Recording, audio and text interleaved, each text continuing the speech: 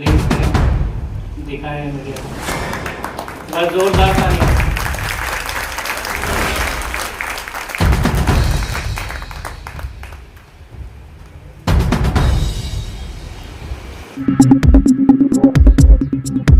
Democratic party of India का आज leaders conclave यहाँ पर हुआ है। उसका मौजू है present situation and our role. इस पे आप यहाँ पर प्रेस के आए हुए सारे यहाँ के प्रेस डिपार्टमेंट के जो आए हैं, आप सबका सबसे पहले मैं खैर मकदम करता हूँ। और इस प्रोग्राम में हमारे साथ हमारे पार्टी के वाइस प्रेसिडेंट मोहम्मद शफ़ी साहब, पार्टी के नेशनल सेक्रेटरी DS बिंद्रा साहब और नेशनल की एक और सेक्रेटरी आतिका साहब हैं, और मैं यहाँ का दिल्ली स्टेट का एक्टिंग प्रेसिडेंट और इंचार्ज हूँ। और मेरे बगल में हमारे स्टेट कोऑर्डिनेटर हाफिज़ ओवैस साहब हैं। तो आपके सामने अभी हमारे वाइस प्रेसिडेंट आज की इस प्रोग्राम के बारे में संबोधित करेंगे। गुड आफ्टरनून फ्रेंड्स, आदाब। जैसे आप जानते हैं जो देश के हालात हैं, हम लोग आज बहुत सारा इश्यूज़ पे बात करने से ज़्यादा तो मीडिया को मालूम है कि आज हमारा जो यूथ है, हमारा जो युवा है, हमारे जो स्टूडेंट्स हैं, वो भी अपने हक़ के लिए मैदान में उतर रहे हैं। इससे पहले किसान जो है मैदानों पे उतरे हैं, और कितनी लाख हमारी महिलाएं न सिर्फ गायब हैं, और कितनी महिलाओं के साथ आए दिन जो दुराचार और जो उनके बलात्कार और ऐसी ऐसी घटनाएं आप सुनते रहते हैं। मणिपुर आज भी शांत नहीं हुआ है। हमारे देश को जिस तरीके से अमानवीयता पर लाकर खड़ा कर दिया है इस फासीवाद के रिजीम ने, जिस तरीके से जो ये मोदी गवर्नमेंट, क्योंकि सारा श्रेय अपने मोदी जी ही लेते हैं, इस देश को एक तरह से पूरी तरह अराजकता में झोंक दिया है।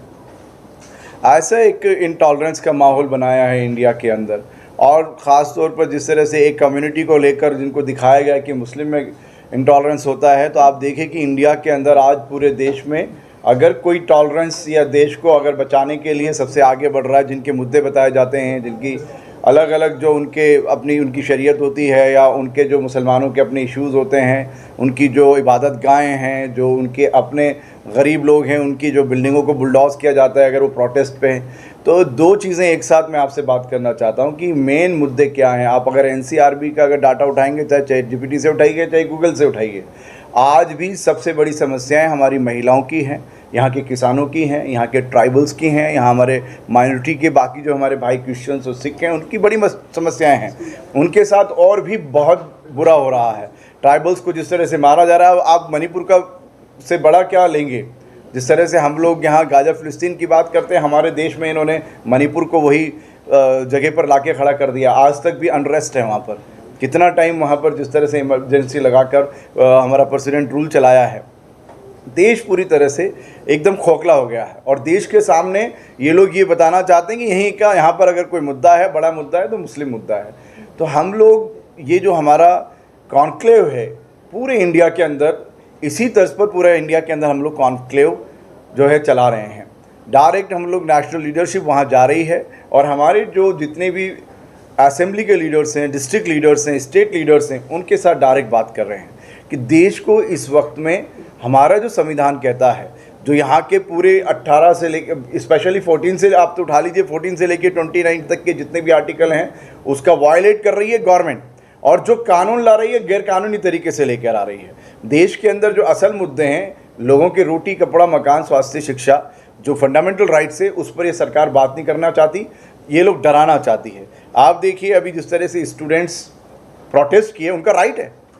अगर कुछ भी होगा, अगर कुछ गलत किया किसी ने, तो मेरा राइट है। प्राइम मिनिस्टर के खिलाफ भी मैं बात कर सकता हूँ कि आपने जो कहा था कि बेरोजगारों को हम लोग रोजगार देंगे, इतनी नौकरियाँ देंगे और इतना लोगों को पैसा देंगे, कहाँ गया? मैं सवाल करना मेरा राइट है, मेरा कॉन्स्टिट्यूशनल राइट है।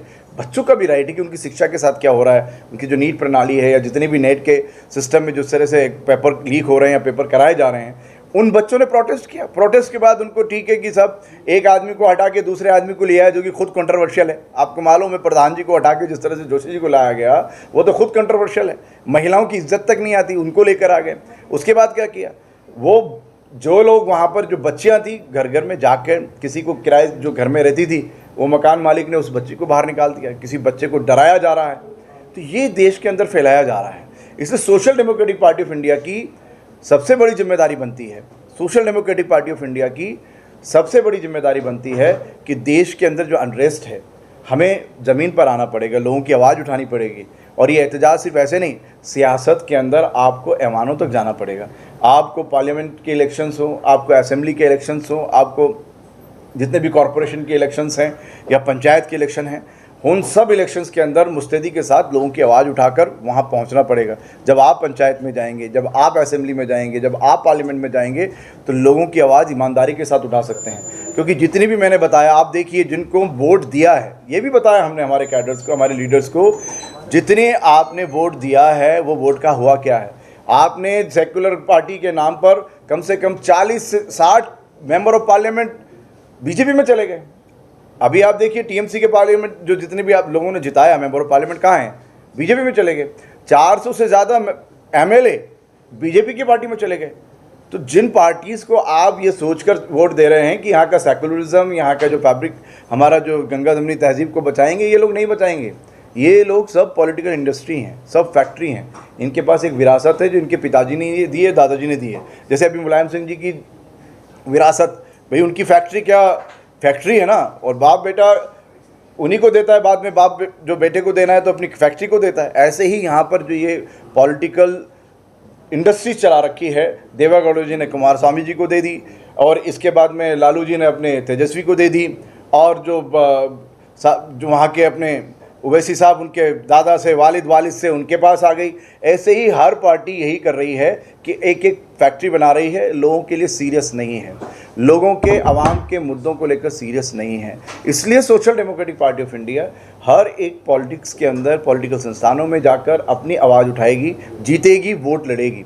और अभी जो हमारी तैयारी है, आने वाले हर एक इलेक्शन की तैयारी है, और ये तैयारी के लिए ही मेन कॉन्क्लेव किया जा रहा है, जो एक संग मील बनेगा कि आने वाले वक्त में देखेंगे कि आपको बहुत सारी जो कॉरपोरेशन सीट्स हैं, पंचायत सीट्स हैं, असेंबली सीट्स हैं, और आने वाला जो पार्लियामेंट सीट है उसके अंदर एसडीपीआई का अहम रोल, हम लोग एक अपोजिशन का रोल अदा करेंगे। यही कॉन्क्लेव का मकसद था। तो इसलिए देखिए, हमारा जो कैडर है 15 स्टेट के अंदर हम लोग बूथ लेवल तक कमेटी बनाते हैं। हम 3-4 लेवल के अंदर अभी हम लोग, हमारा जो मीडिया, सोशल मीडिया का जो है, उस पूरे शोबे को भी हम पूरी तरह और भी मजबूत कर रहे हैं, ताकि नेशनल से और स्टेट से जो लीडर्स हैं, जो एंटी पीपल्स पॉलिसीज़ हैं, उनको बयान करें, वो नीचे तक जाएंगी। उसके अलावा कैडर घर घर में लोगों को अवेयर भी करेगा इलेक्शन के पहले।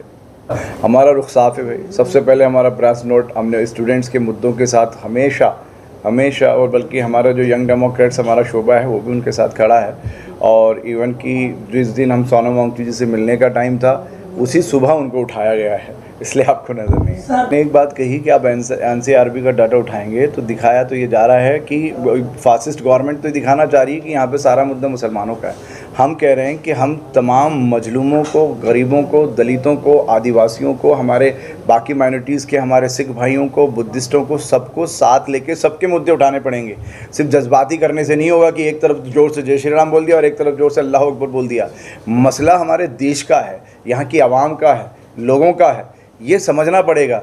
ये सियासत जो होती है सिर्फ जज्बात से या लोगों को प्रोवोक करने के लिए नहीं होती है, लोगों के हक दिलाने के लिए ज़मीन पर लड़ा जाता है। लोगों को जिस भी इदारे से अगर सही काम नहीं हो रहा है, जो भी इदारे से सही काम नहीं हो रहा है, अगर ब्यूरोक्रेसी सही काम नहीं कर रही है या जो भी लेजिस्लेचर सही काम नहीं कर रहा है, उनके खिलाफ आपको बोलना पड़ेगा और उनके लिए आप आगे जाकर सही तौर पर एक ऑल्टरनेट रखना पड़ेगा। तो ये ऑल्टरनेट जो एसडीपीआई है वो एक तरह का अवामी एक ऑल्टरनेट है, भारत का ऑल्टरनेट। भाई अपनी अपनी आवाज़ उठानी पड़ेगी, लोगों के साथ खड़ा होना पड़ेगा। अभी कैसे किया भाई से, हमारे बच्चों ने दिखा दिया कि गवर्नमेंट जिस तरीके से जो ये चल रही है, आके आप देखिए ना, उनकी मेंबर ऑफ पार्लियामेंट ने उन्हीं के स्टेज से क्या कहा है कि जो ये नहीं कर पाए बच्चों ने ही कर दिया। तो भय से आज़ादी के बारे में हम बात कर रहे हैं और उसी के लिए आवाज़ उठा रहे हैं। जो काम का तरीका है वो आपके सामने बोला है, इसी तरह से हम लोग उनको बताएंगे। लेकिन हमने जो कहा कि इसके बारे में पहले तो इसमें हटाया जाएगा, उसमें पूरी जांच की जाएगी। हमारी मांग तो ये थी कि उसमें जितने भी लोग इन्वॉल्व थे एक निष्पक्ष जांच होनी चाहिए। लोगों को बेल क्यों मिल रही है, यही हमारा भी सवाल है। हम तो अभी पावर में नहीं हैं, गवर्नमेंट पावर में है, तो गवर्नमेंट को ये डिसीजन लेना पड़ेगा और वो कमेटी बिठाना पड़ेगा, इंक्वायरी बिठानी पड़ेगी, उसी की डिमांड थी। दो चीज़ें एक साथ आप बात कर रहे हैं। एक जो इशू हुआ, जो इंसिडेंट हुआ, जो प्रोटेस्ट हुआ, उसके अंदर खाना बांटना, और एक हम लोग रेगुलर जो लोग यहाँ पे मल न्यूट्रिशन से कितने बच्चे मर रहे हैं, करोड़ों बच्चे मर चुके हैं हमारे मल न्यूट्रिशन से। इसका एक दिन का ये खाना बांटना ज़रूरी है और वो बांटना भी चाहिए, उसमें हम भी साथ देंगे, उसमें हम भी आगे जाएंगे। लेकिन उसमें भूख से आज़ादी का एक प्रोटेस्ट के लिए भूख से आज़ादी नहीं है। हम कह रहे हैं मुकम्मल भूख से आज़ादी मिलना चाहिए, और भूख सिर्फ खाने की नहीं होती है। अगर आपके पास ज़रूरत छत की है तो उसकी भी भूख कहलाएगी। आपके पास कपड़ा अगर सही तरीके से पहनने को भी नहीं है तो वो भी भूख कहलाएगी। आपके पास शिक्षा नहीं है तो उसकी भूख कहलाएगी। मुकम्मल भूख समझिए। हमारी जो भूख की बात कर रहे हैं, आज़ादी की बात कर रहे हैं, रोटी कपड़ा मकान स्वास्थ्य शिक्षा सभी चीज़ें उसके अंदर आ जाती हैं। तो एक बड़ी लड़ाई है, उसके लिए काम करना पड़ता है। वो तो है, उसमें क्या चीज़ है गवर्नमेंट से उसकी जो एंटी पीपल्स पॉलिसी है उस पर तो हम सवाल उठा ही रहे हैं, लेकिन हम जो कह रहे हैं उसको सही से एग्जीक्यूशन तो हम पावर में आए तो तभी होगा। पहले भी बोला इस बात को, ये सवाल अक्सर आता है। हम गठबंधन को तैयार हैं, वो होम मिनिस्ट्री से पूछकर फ्री होके आए तो सही। हम तो तैयार हैं गठबंधन के लिए। हम तो किसी से पूछते नहीं हैं। हम तो हमारी शुरा में जो भी एंटी फासिस्ट रिजीम में जो भी हमसे अगर समाजवादी पार्टी हो, कांग्रेस हो, इनकी पॉलिसी से हमें जो है इख्तलाफ रहेगा, लेकिन हमने चाहे वहाँ पर बिहार के अंदर अलायंस किया लोगों के साथ, ऐसे ही अगर MIM अलायंस करना चाहती है, हम तो चाहते हैं, हम तो कह रहे हैं आपसे, वो आए ना बिना डरे अलायंस करने के लिए। वो पूछते हैं, उनको कहीं ना कहीं पूछना पड़ता है। चुनाव लड़े जो भी हम उस टाइम पे लड़ सकते थे। दूसरा, हम लोगों ने जो अभी फोकस किया, जो रोका गया काम, हमारा स्ट्रक्चर पर काम ज़्यादा किया। देखिए, लोग ये समझना चाहिए ये बूथ लेवल की लड़ाई है। ऐसे ही एक हंगामी बात करते हैं, तो हम लोग स्ट्रक्चर पर हमारा थोड़ा उस टाइम पे हमने मंथन किया इस वजह से। लेकिन नेक्स्ट आपको ये सब नहीं मिलेगा, हर इलेक्शन में आपको पॉजिटिव मिलेगा। अभी दिल्ली के बारे में आपको मेरे बात पूरा बताएंगे भी सही। अभी प्रभारी जो है हमारे, इवन के हमने हमारे प्रभारी, क्योंकि दिल्ली सबकी है, पूरे इंडिया के तमाम स्टेट्स यहाँ रहते हैं, इसलिए इनको एक्टिंग परसेंट भी बनाया है डॉक्टर आवाज़ शरीफ साहब को दिल्ली का। आपको नीचे, और आज जो आपने देखा है पूरी टीम को, आने वाले इलेक्शन की तैयारी भी आज से शुरू है। स्टेटमेंट्स वगैरह जो आने चाहिए, क्योंकि जुडिशरी के फैसले पे तो आप क्या कर सकते हैं, उसमें तो अदालत में जाकर बात करनी होगी। रही बात अगर लोकल मुद्दे की, हमारा तो स्टेट का जनरल सेक्रेटरी मोहल्ले की घर सफाई तक, वहाँ की नाली सफाई तक में खड़े होकर सफाई करवाता है। मुद्दे अब आप लोग कवरेज करके दिखाइए कि SDP क्या काम कर रही है। और हमने आज भी जो बात की है कि ये नेशनल और स्टेट पर नहीं, बल्कि हर एक डिस्ट्रिक्ट को और अपनी एक एक असेंबली को आप लोग वहाँ के मुद्दे लेकर मैदान पर उतरिए, और मीडिया को भी साथ लेके उतरिए। अभी क्या रहा है कि बिना मीडिया के उतर रही है। आइंदा से जो है मीडिया के साथ जाएगी तो शायद ये शिकायत आगे ना हो। मतलब जो इस दंगों का जो मुख्य आरोपी होना चाहिए था, जिसने जो यहाँ पर पूरा दिल्ली से पूरे देश का माहौल ख़राब किया, वो है कपिल मिश्रा। वही पावर में आ गया। तो हम तो ये कहते हैं कि ये ऐसे मुद्दे अब हमें आवाम में देना पड़ेगा। आवाम बोलने का मतलब किसी मुस्लिम्स को नहीं है, सिर्फ हमारे हर शहरी को बताना पड़ेगा कि एक आदमी दंगे भड़काया, वो आज़ाद होकर MLA और मिनिस्टर बना दिया गया, और एक आदमी जो कि उस तरह से इन्वॉल्व था नहीं था, अभी जुडिशरी के अंदर आया है, लेकिन जिसको अंदर होना चाहिए था वो बाहर घूम रहा है और मिनिस्टर बना दिया गया।